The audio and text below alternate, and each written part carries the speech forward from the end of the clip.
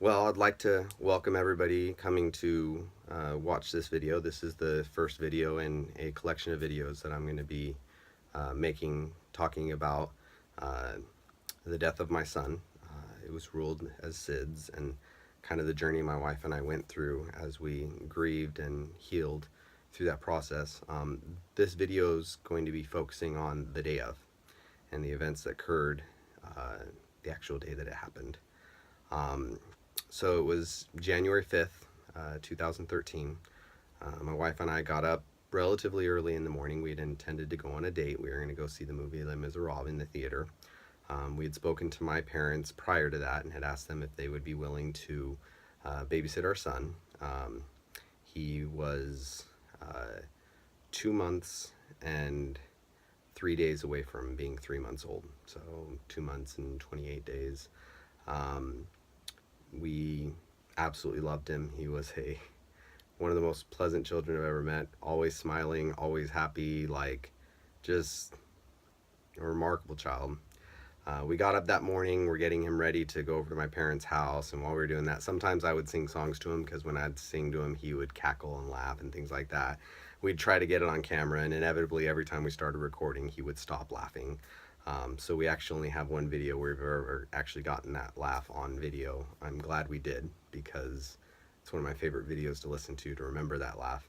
But he would laugh all the time, and so I'd purposely sing these ridiculous songs just to get that reaction because I just loved hearing him laugh. And that particular morning, I'd been humming some music from Mega Man 2. It's one of my favorite video games as a kid, and he seemed to think that was funny and liked it.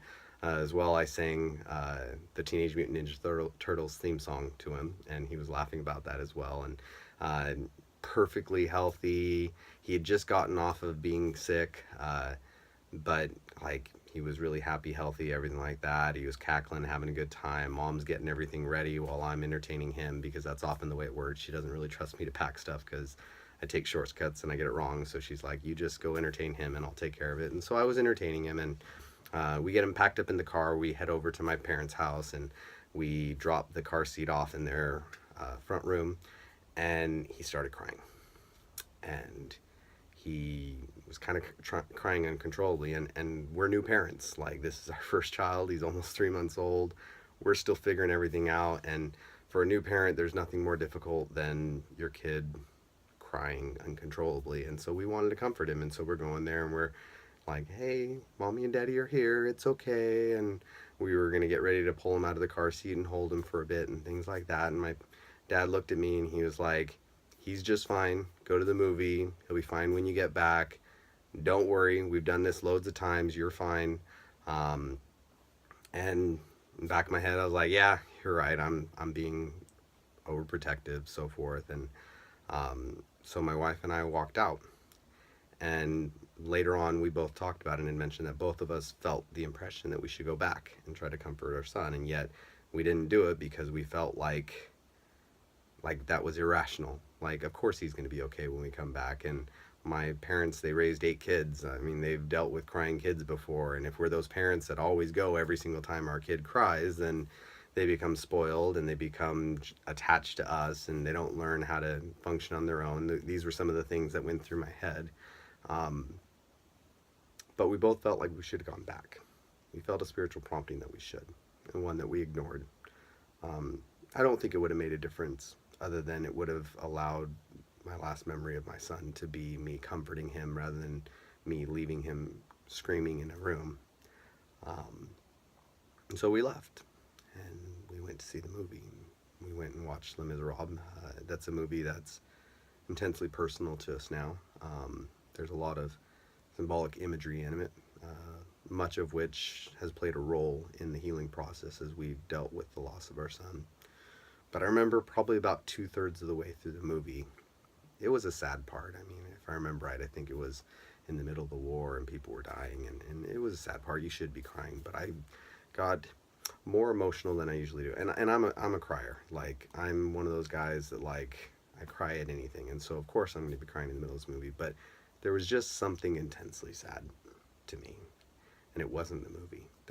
I felt like something wasn't right. And I'm sitting there and I'm like, "What's wrong with me?" but I just keep watching the movie. Um, we get out of the movie and we decided we were going to go to a restaurant, so we go to Red Lobster to eat. Um, my phone was on silent because I'd put it in silent during the movie, and I had forgot to put it back on where it would ring. Um, and so my wife and I are sitting at Red Lobster. We're talking. We were actually talking about what we thought our son would be like when he got older, and would he be musical? What talents would he have? Things like that. My wife gets a call on the phone, and her, she's like, "It's your dad." And she passes the phone over to me, and I get the phone, and my dad's on the other side, and he's like, "Liam isn't breathing." And worst case scenario starts running through my head.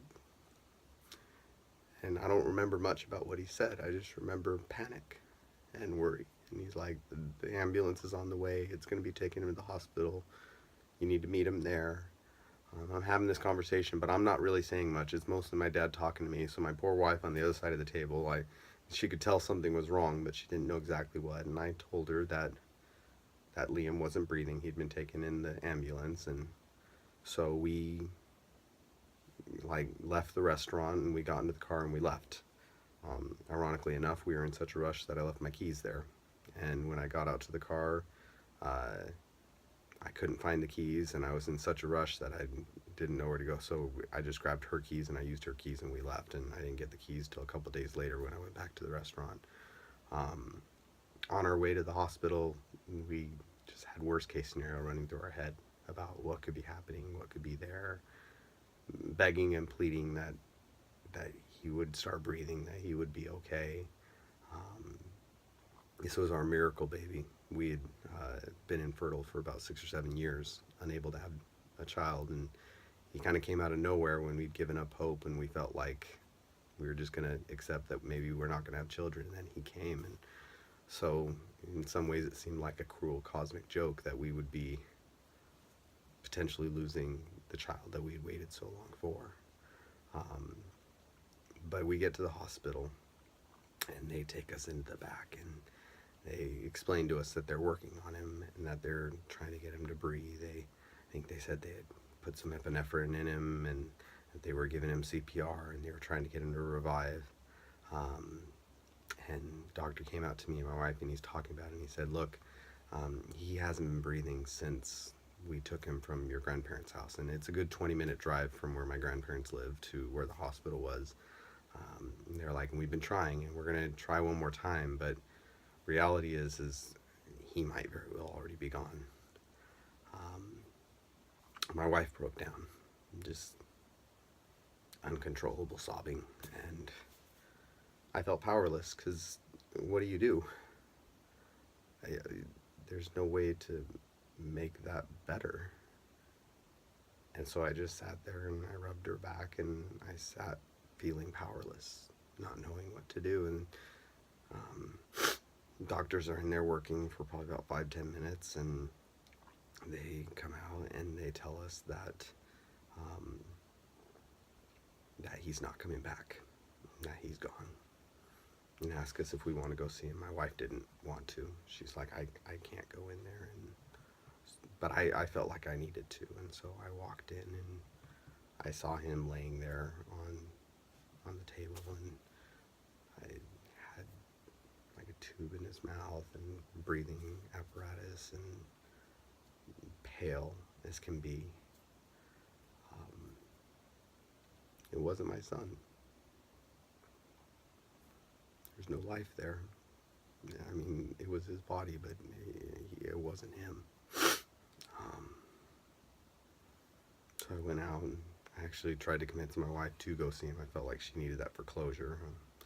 I realized after the fact that there are lots of different ways that people grieve. Some people need to have that closure. Some people, it actually makes it worse and it's not good. I think it's important that you understand what people need and that you give them what they need in that situation. They moved us into a hallway and my family came in and they sat there, and the reality is none of them knew what to say. And I don't know that there is something that could be said there. My dad in particular was scared that we'd never forgive him. He felt like it had happened on his watch and that we would blame him, and that forever and ever our relationship would be damaged because we'd never be able to forgive the fact that it was his fault our son had passed. We didn't feel that way, but it took a lot of reassuring on my part to help him understand that that's not the way we felt. And he even said, yeah, that's not how you feel now, but over the next couple of weeks, you're going to feel that way. And I'm just so sorry, and so forth.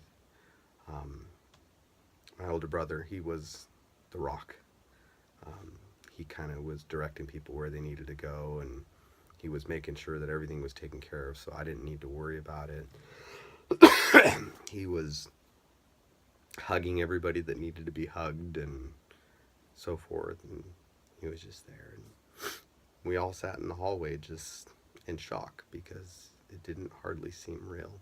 It didn't seem like it could be, but it was starting to set in that it was.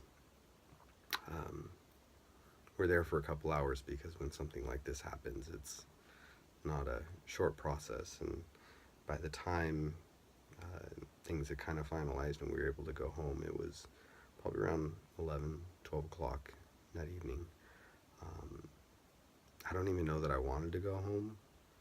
I certainly couldn't sleep, but I didn't know where to go. I didn't want to be in the hospital. I didn't want to go home. I didn't really want to be around anybody, but I didn't want to be alone. Just this raw, visceral pain, and there was no comfort whatsoever from it. No relief. And so my parents drove us home. I wasn't really in the frame of mind to drive. My wife wasn't either, and so they drove us in our car home. On the way home, we didn't really say much because there wasn't much to talk about. We got back to the house, and we're just starting to get some of our stuff out of the car, and I had decided that I needed to go clear the house out of all of Liam's stuff before my wife came in, because I didn't want to have things around to remind her of what it was. And so I ran through the house finding everything I could find that could remotely remind her of Liam, and I threw it all in his room. I'm grabbing diapers, I'm grabbing toys, I'm grabbing the swing, I'm just grabbing everything. And I'm just trying to get it all in there because at the point I don't think I'd had a chance to really internalize yet, and I was trying to be the strong husband and support her, and she was not in a good place emotionally, and I knew that she couldn't have that kind of stuff there. She didn't even want to go home because the whole home was nothing but reminders of him. So my dad helped me get all that stuff into the room, and when it did, we finally sat down in the couch and we talked a little bit. And then the detectives arrived. They knocked on the door. And they came in and said that they wanted to speak to both us as well as to my parents. As they spoke to us, they asked uncomfortable questions. Asked about his health history. We had mentioned that he'd been sick the week before, and we'd gone to the doctor, and that we had given him what the doctor told us to give him. We had mentioned that, generally speaking, he's a good kid. We hadn't seen anything that would lead us to believe that he was unhealthy. They asked us, like, what our care was for him, like, how often do we feed him, sleeping patterns, the whole works. I mean, they just were trying to figure out what kind of parents we were. I think they were trying to figure out if we had neglected him or not. And so we're answering these questions, but it's like at that moment, the last thing I wanted to do was be grilled over whether or not this was my fault. It was, I know he was just doing his job, but at that moment I hated that man, and I hated what he was doing in my home at that time. And I just wanted to be like, can't you come back another day? Because right now, it's so raw that this is the last thing I want to deal with. And when we got done talking to them, they said, yeah, we're going to need to talk to your parents, and you can't be in the room when we do that. We're going to ask them some questions, some things that probably be uncomfortable for you to hear. And reality is we need to be able to gauge their answers, so you can't be in there. And I turned to him and I said, I don't want you to speak to my parents. They didn't do anything wrong. This is not their fault. They've raised 8 children, and all of them were healthy and strong and good. This is not their fault. They didn't do anything wrong. And he's like, I got to talk to them anyways. And so my wife and I went into the bedroom as they sat and spoke to my parents, and I was mad, just bitter. And I was so mad that my parents, who I love and care about so much, were having to be dragged in. I mean, it was bad enough that they had to find him dead, something that I'm sure that they'll never be able to let go of or forget. But then to add insult to injury, they now have to answer questions as if they were at fault and so forth. And in the end, detectives found they hadn't done anything wrong. But it's just, that night was not the night to be having that kind of a discussion. After they got done speaking to the detectives, my parents pulled us in and they asked if we wanted them to tell us what they told the detectives. They were like, we know they didn't want you in here, but we also don't want any hidden information. Like, if you want to know what we told them, then we'll tell you. And I don't know that we necessarily needed to, but they went ahead and told us about what had happened. So kind of from their perspective, my mom had put him down for a nap, same way she does all of her grandkids. Um, she went in and checked on him after a little bit, and he was fine. He was just sleeping, no big deal, nothing. She went back into the other room. She was doing some cleaning, so forth. Um, and she decided she was going to go check on him again. And when she checked on him, he wasn't breathing. She said there was a little bit of blood and a bit of a white substance laying on the blanket just outside of where he was. He was blue, and his body was a bit cold. And she called 911, and my dad was sitting talking to the 911 operator. They were having them do CPR while they waited for the ambulance to come. And the person who was on the line talking to them, he actually got a hold of me later and had mentioned that they were like, we wanted you to know this. While we were on the phone with your mom, your dad gave your son a blessing.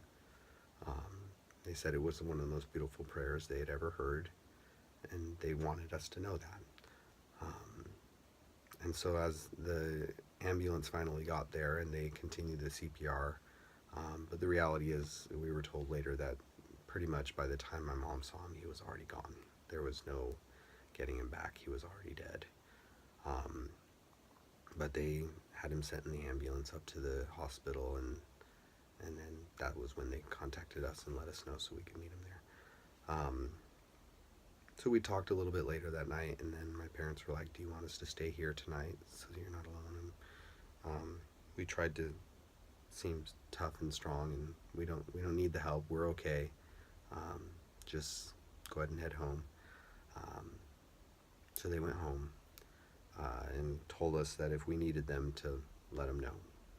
And so we said we'd go and do that. And then my wife and I went back to our room to try to get some sleep, because we knew that at that point we probably needed to get some sleep. I'm going to go ahead and end the first video here. The next video I'm going to talk a bit about that night and what was going through us, what we ended up needing, and so forth. So again, I want to thank you for being willing to sit with me through all of this. I hope that it's helpful to somebody, and if you have any comments or questions, go ahead and put them in there. Thank you.